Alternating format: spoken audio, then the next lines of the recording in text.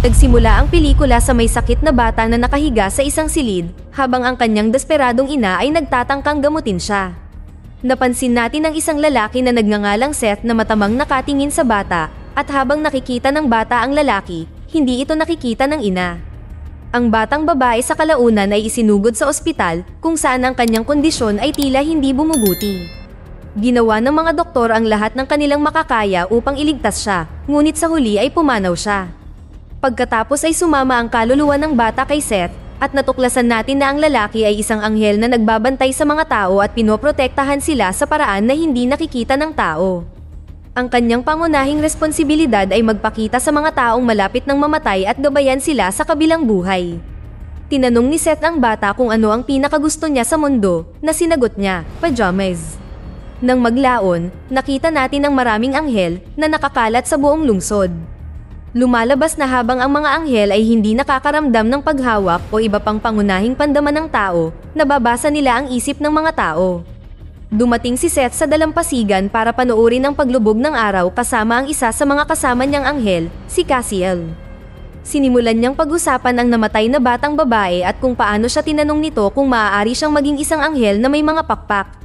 Ngunit sinabi ni Cassiel na hindi ito posible at dapat ipaliwanag ni Seth sa kanya na ang mga anghel ay hindi tao at hindi kailanman naging tao. Sunod, nakilala natin ang cardiothoracic surgeon na nagngangalang Dr. Maggie na dumating sa ospital sakay ng kanyang bisikleta. Pagkatapos ay nagsagawa siya ng operasyon sa isang lalaki, ngunit naruroon din si Seth sa silid na nangangahulugang ang pasyente ay nakatakdang mamatay. Nang magsimulang lumala ang vitals ng pasyente, pilit na sinikap ni Maggie na buhayin siya. Ipinaalam sa kanya ni Seth na tiyak na mamamatay ang lalaki, ngunit tinitigan siya ni Maggie at sinabing hindi siya mamamatay. Ikinagulat ito ng anghel dahil hindi siya dapat makita ng mga tao. Gayunpaman, sa huli, ang lalaki ay pumanaw, na ikinalungkot ni Maggie. Mag-isa siyang nakaupo sa hagdan at nagsimulang umiyak dahil sa pagkabigo. Umupo din si Seth sa tabi niya at sinubukang pag-aanin ang loob niya, ngunit mukhang hindi niya napansin ang presensya nito.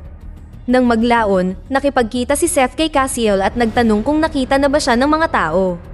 Ang huli ay tumugon na hindi, sinabing ang mga pinahihintulutan niya lamang ang nakakakita sa kanya. Iginiit ni Seth na nakita siya ng doktor na nakatagpo niya kanina, ngunit sinabi ni Cassiel na imposible iyon at baka mali ang pagkakaintindi niya. Pagkatapos ay sinabi ni Seth na gusto niyang makita siya ni Maggie, at nang tanungin ni Cassiel kung bakit, sumagot siya na gusto lang niya itong tulungan. Ang eksena pagkatapos ay lumipat kay Maggie, na hanggang ngayon ay nalulungkot at hindi napapatawad ang sarili sa nangyari. Si Jordan, ang kanyang kapwa-doktor at kasintahan, ay tiniyak sa kanya na hindi niya kasalanan at pinagaan ang loob niya. Iminungkahi din niya na umuwi siya at magpahinga pansamantala sa halip na namamroblema.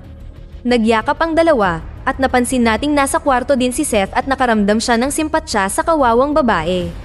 Nang maglaon, habang naglalakad si Maggie sa pasilyo ng ospital, nagpakita si Seth sa kanyang harapan.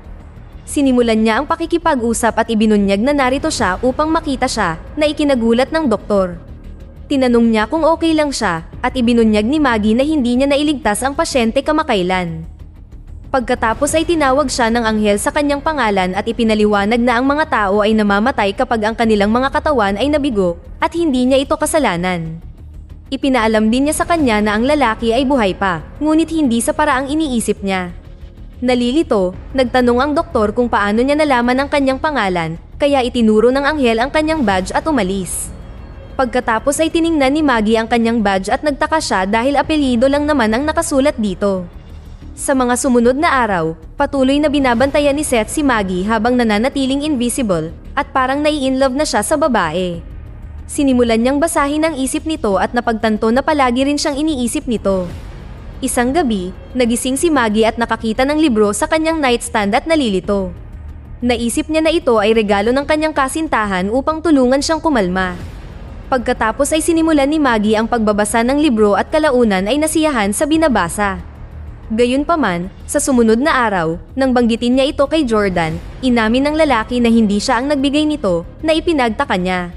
Nang maglaon, bumisita si Maggie sa silid-aklatan upang malaman kung sino ang nagbigay sa kanya ng libro ngunit hindi rin masabi ng clerk. Maya-maya, nakita niyang muli si Seth, at nagsimula silang mag-usap tungkol sa librong binabasa niya.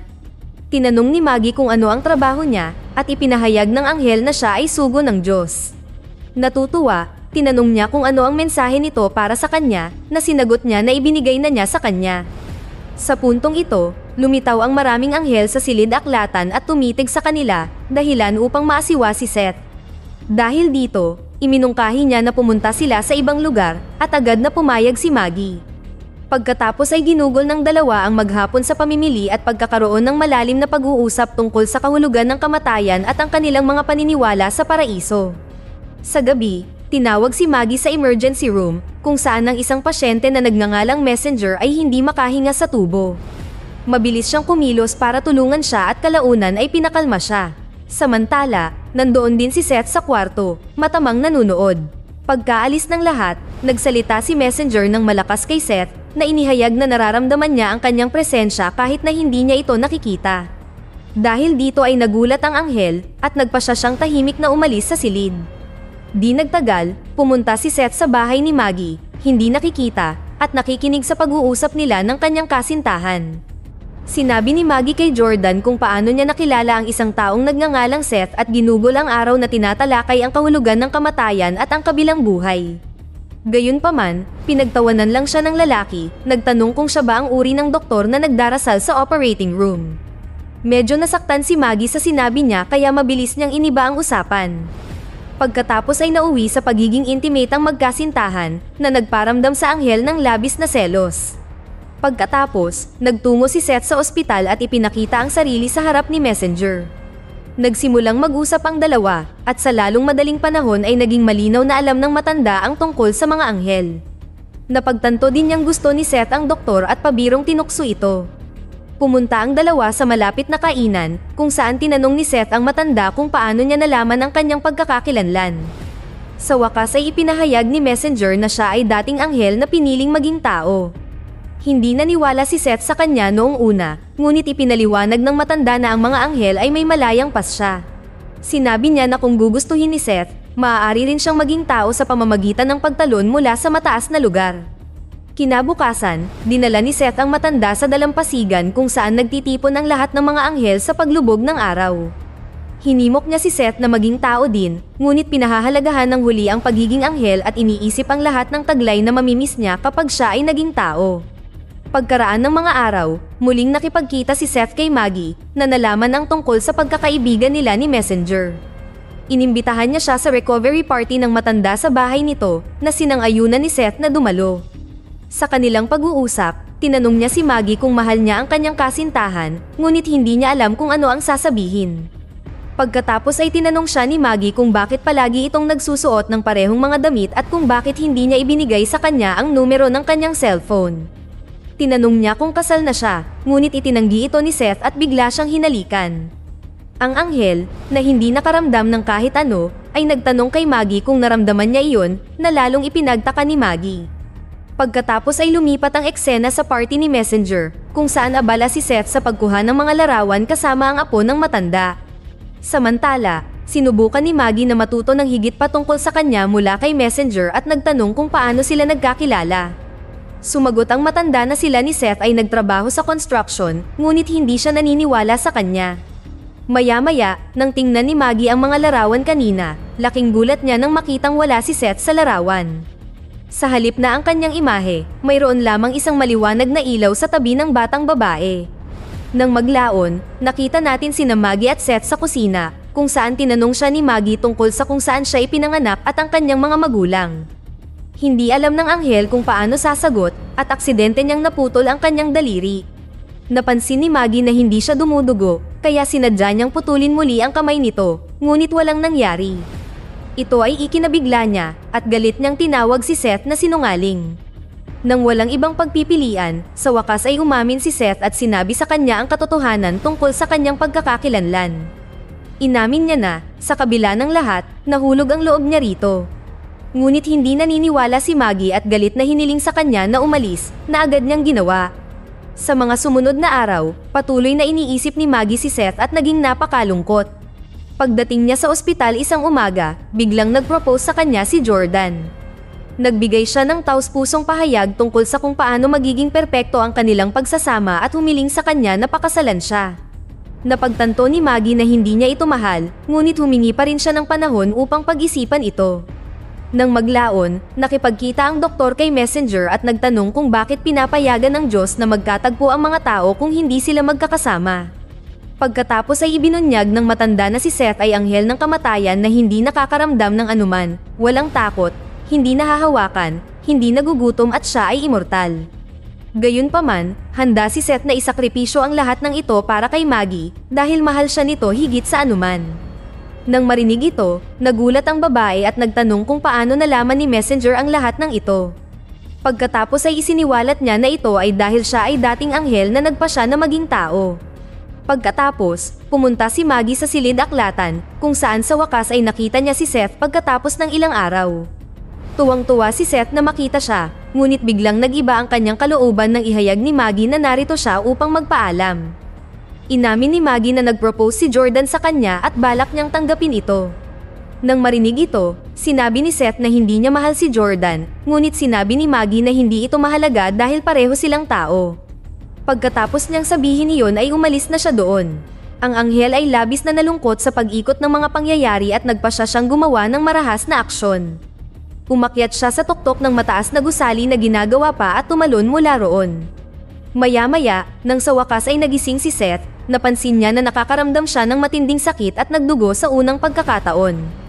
Ito ay lubos na nagpasaya sa kanya dahil nangangahulugan ito na sa wakas ay naging tao na siya. Hindi nag-aksaya ng oras, nagmamadali siyang pumunta sa ospital upang makita si Maggie, ngunit tumanggi ang receptionist na papasukin siya nang walang appointment. Patuloy na nang ulit si Seth hanggang sa dumating ang isang doktor na kaibigan pala ni Maggie.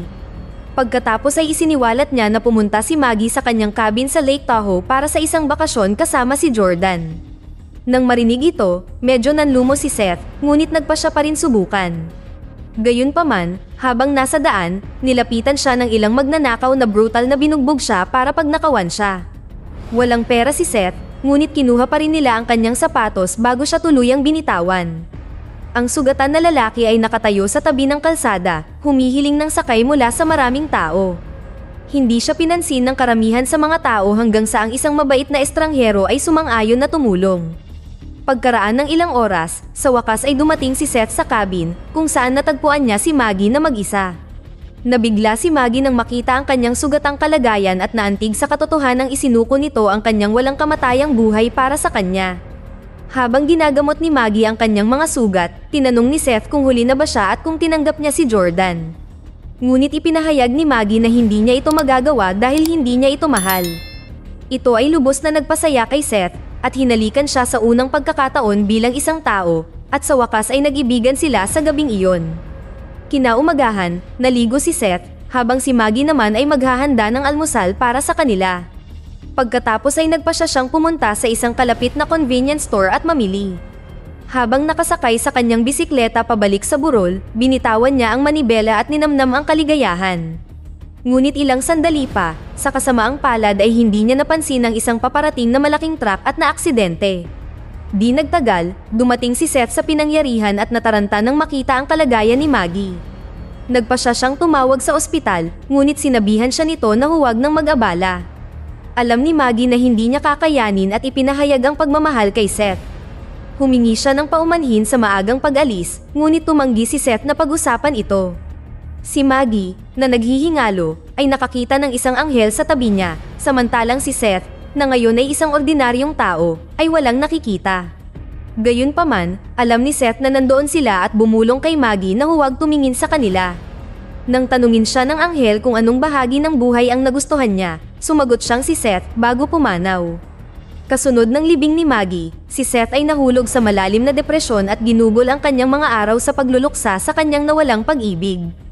Isang gabi, habang nakaupong mag-isa sa sala, bigla siyang dinalaw ng dati niyang kaibigan na si Cassiel. Si Seth na emosyonal ay nagtanong kung pinarusahan siya ng Diyos sa kanyang ginawa, ngunit tumugon si Cassiel ng hindi. Inakusahan pa ni Seth ang kanyang kaibigan na siyang sanhi ng pagkamatay ni Maggie, ngunit sinubukan ni Cassiel na ipaliwanag na wala siyang kontrol sa sitwasyon. Nang tuluyang kumalma ang lalaki, tinanong ni Cassiel kung babaguhin ba niya ang kanyang sarili bilang isang tao kung alam niyang mangyayari ito. Bilang tugon, sinabi ni Seth na mas gugustuhin niyang amuyin ang buhok ni Maggie, halikan siya sa labi, at hawakan ang kamay nito minsan kaysa mabuhay ng walang hanggan na wala siya. Sa huling eksena, nakita natin si Seth na nakatayo sa baybayin ng karagatan kung saan nagtitipon ang mga anghel. Tumalon siya sa tubig at nagpa siya na mabuhay ng maligaya. Alam niya na sa kabila ng lahat, ang kanyang buhay ay magpapatuloy at muli niyang makakasama si Maggie balang araw. Dito na nagtatapos ang ating kwento. Sana ay nagustuhan nyo. Mag-subscribe na kung hindi ka pa nakasubscribe, pindutin na rin ang notification bell at like button upang matulungan ang channel, at mag-iwan na rin ng komento. Maraming salamat sa panonood.